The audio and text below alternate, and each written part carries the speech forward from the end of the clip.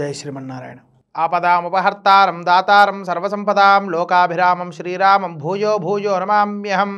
శ్రీరంగనాథ పరబ్రహ్మణే నమః. శుభం లాభం కార్యక్రమానికి స్వాగతం. ముందుగా సంకల్పం.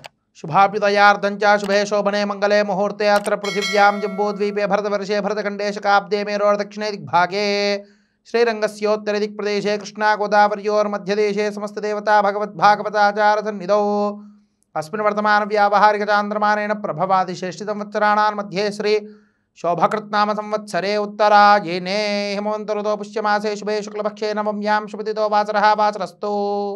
शुभवासरे भृगुवासरे शुभनक्षत्रे भरणी नक्षत्रे शुभयोग शुभकरणे मंगल विशेषण विशिष्टायामस्यां शुभतिथौ भक्तस्य यजमानस्य गोत्रोद्भवस्य. శుభం లాభం కార్యక్రమంలో ఈనాడు సంకల్పం జరిగింది. ఈరోజు ఆరాధించవలసినటువంటి దేవత శుక్రగ్రహం. ఎవరైతే శుక్రగ్రహ పీడితులు ఉన్నారో వారికి కలిగేటటువంటి నష్టాలు ఏమిటయ్యా అంటే, దాంపత్య జీవితంలో సుఖ సంతోషాలు లేకపోవట, మనకన్నా చిన్నవారిచే మాట పడుట, మరి ట్రాన్స్పోర్ట్ ఇతరత్ర వ్యాపారులకు ధన నష్టము, ఇచ్చినటువంటి మాట నిలబెట్టుకోలేకపోవడము, వస్త్ర నష్టము ఇత్యాది అన్నీ కూడా జరుగుతూ ఉంటాయి. కాబట్టి ఈ యొక్క పుష్యమాసంలో భరణీ నక్షత్రంతో కూడినటువంటి ఈ శుక్రవారాన్ని మనం సద్వినియోగం చేసుకుందాం.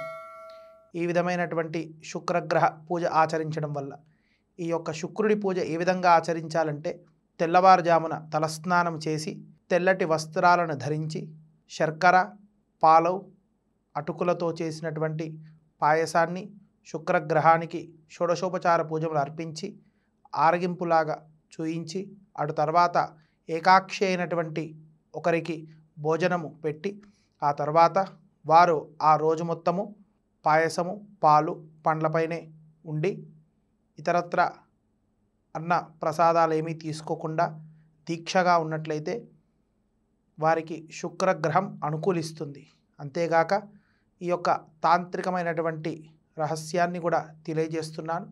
ఎవరైతే ఈ యొక్క దీక్షను ఆచరిస్తూ శుక్రగ్రహం వల్ల బాధపడుతున్నారో వారు ఓం ద్రాం ద్రీం ద్రౌ సహ శుక్రాయ నమః ఈ మంత్రాన్ని 21 శుక్రవారాలు ఇదే విధంగా వ్రతాన్ని ఆచరిస్తూ ప్రతి శుక్రవారం నాడు 21 కానీ 108 కానీ జపం చేసినట్లయితే వారికి ఇప్పుడు నేను చెప్పినటువంటి బాధలు వాళ్ళకు కలిగినట్లయితే ఆ బాధలన్నీ కూడా తొలగిపోయేటటువంటి అవకాశం 100% ఉందని చెప్పుకోవచ్చు.